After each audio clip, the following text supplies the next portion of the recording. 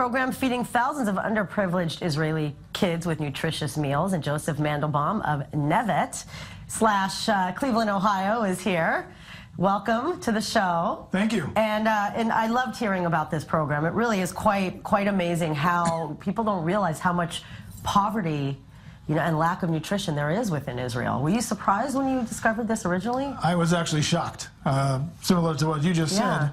You figure, first of all, there's poverty everywhere in the world, but you figure in Israel, we'd be doing more as a country to help, since we came here for certain reasons to escape a lot of the persecution and, frankly, poverty that was predominant in Europe. Right. And 21,000 kids today go hungry when they go to school.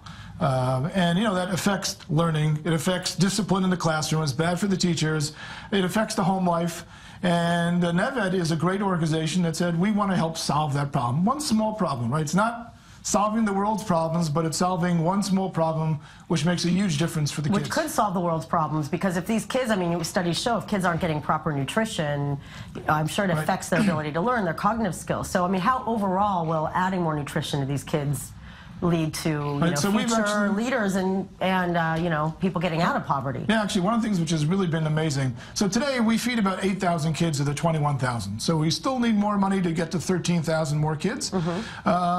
The program is really unique in the sense that, first of all, we monitor results. So we get feedback from the principals and from teachers, and we see, does this effect change? So we see that kids do better in grades in school. We see the attendance is better because if they don't come to school, they don't eat. So they're getting to school, and we see that actually once they eat, they're actually more well-behaved in the classroom. And we monitor this every year. So that's number one. We're seeing good results, and we just wish we could do it for the 21,000 kids. Right. And the second thing, which is really important that I think is great about this organization, and the reason I joined the board, is really because discretion is really important to us. A kid's honor and and sense of self-worth is really important at this age. Of course. And you don't want someone, oh, you're the kid getting the sandwich. So what we do is we prepare the sandwiches in the school beforehand, before anybody comes, and they're sitting in the cubbies or waiting for the kid like everybody else comes to get it, so no one knows which child actually got the sandwich. Which is very smart. It's a great way of doing it. It saves any embarrassment, but more importantly, it gives the child a feeling of self-worth that, hey, I'm important too. And feeling someone loves them. I think coming in, this is, everything here is about food in this country, so it's like, with it is love as well as just healthy food. And the amazing thing is, it's 3 shekel a sandwich. It's not like we're talking about major league costs to feed a child for the whole year. And what we're looking for here is looking to give the child, this is the arachat deser is called in Hebrew, the 10 o'clock sandwich. And these are kids that either come from really poverty homes or frankly just homes that are just not operating as they should. Parents that are just you think it helps overall even the families and psychologically if parents are seeing I imagine at the end of the day it may kind of help. Right, so it helps families. What we found, from what I understand, what we found most is that in the poverty-stricken homes, it helps a lot because the parents have a little sense of, okay, my kid's being taken care of. In the homes where the parents just have a difficult time, being parents, which is difficult.